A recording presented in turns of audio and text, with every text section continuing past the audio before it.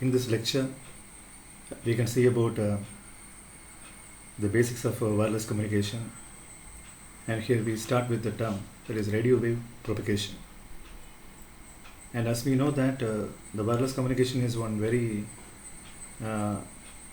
important topic in our day-to-day life, where we come across most of the communication with various devices in use.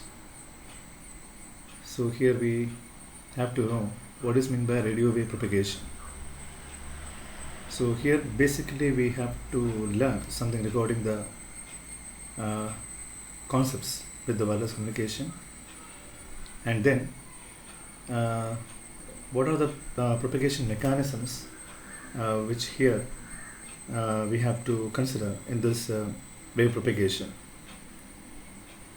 So first we start with what is wireless communication.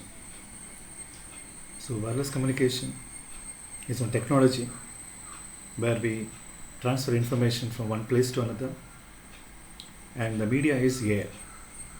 So we can say that we are in wireless communication. So once a communication is established between two end parties, we can able to have the communication. So that we can say without wires, without cables or any other kind of physical medium. And to know much more about the wireless communication concept, we need to know about the basic characteristics.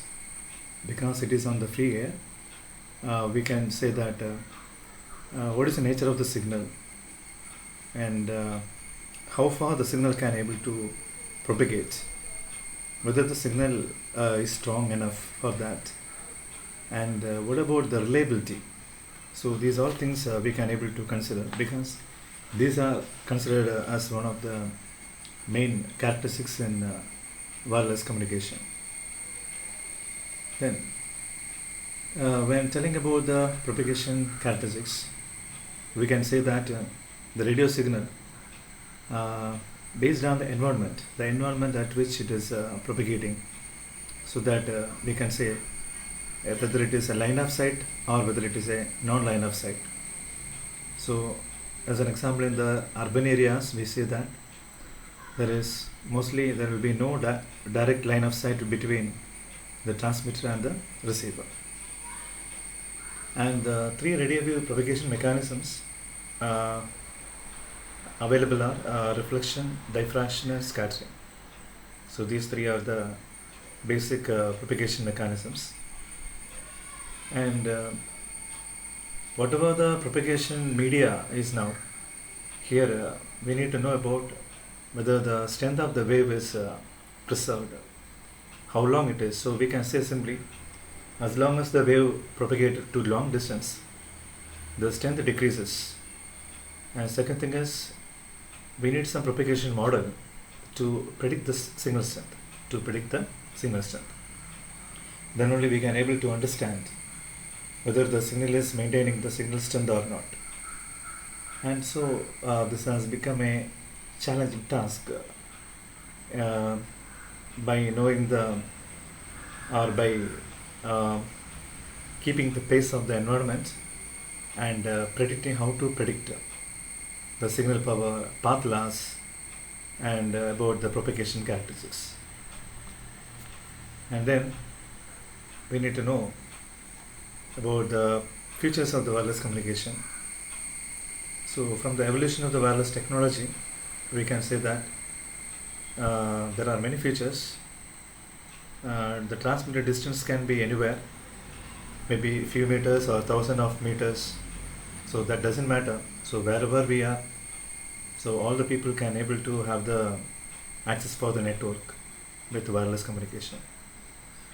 And also the wireless communication can be used for cellular telephony, that is, we simply say mobile, and the wireless access to the internet and other wireless access like Wi-Fi. So a lot of things are available by maintaining a good wireless network. And application side of the wireless technology, we can say like GPS units, then door openers, garage door openers, then computer there is a mice with wireless, then keyboard, wireless handsets, headsets, headphone, then radio receiver, satellite television, and cordless telephones. These are some of the applications which we can consider in the radio wireless technology.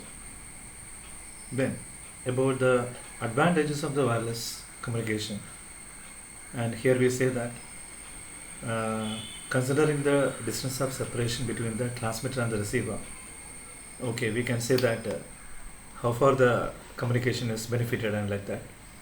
So for that we can consider one of the thing is cost effectiveness. So in wired communication we know everywhere the devices are connected, the two endpoints are connected, but in the wireless network we are not having that kind of physical infrastructure. So we say that here cost will be less.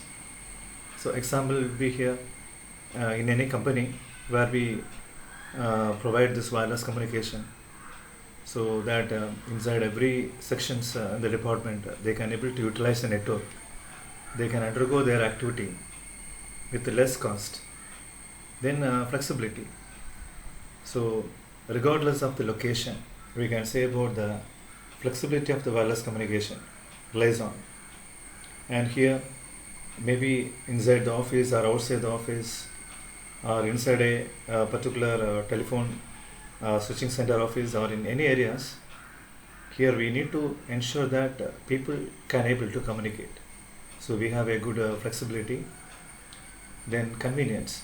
So wireless communication devices like mobile phone are very very compact and nowadays, and various applications we can able to take on with this. Then here the main one of the important things with the internet technology is Wi-Fi. And next, with no network cables hampering movement, we can connect with almost anyone, anywhere and anytime. So this has been another important thing we come from this wireless communication technology. Then about the speed. So speed will be more in some areas. Speed will be much faster, but based on the situation, based on the environmental conditions, we say that we can able to maintain a good communication with maintaining fast data transfer. Then constant connectivity.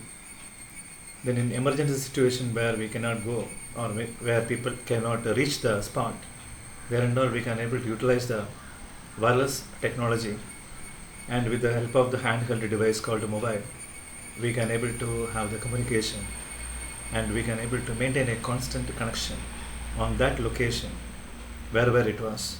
So that is another important benefit we have. Then telling about the wireless propagation models, and we have the two basic type. One is large scale propagation model, one is called a small scale propagation model. So these two are considered as the thing where we try to predict the signal. So here the large scale propagation model, propagation distance is long, whereby we can able to model the signal strength over the transmitter and the receiver, how far the transmitter and receiver are separated, and based on that. Then second thing is small scale propagation. Here there is the received signal strength will vary on a very short distance, so due to some rapid fluctuations, or we can say like a short travel distance, that is from the transmitter for a short duration. Then large scale propagation model is called a path loss model, and here there are various path loss models available. One is free space path loss model. Here we have simple and good analysis, mostly used for direct line of sight, and not perfect for non-line of sight. And then second one is ray tracing model. Here we say two-ray propagation model, or a two-ray ground reflection model. And then we have the site specific range of predicting the signals. So with these two things, we can able to model the radio signal propagation. So that's all in this class session. Thank you.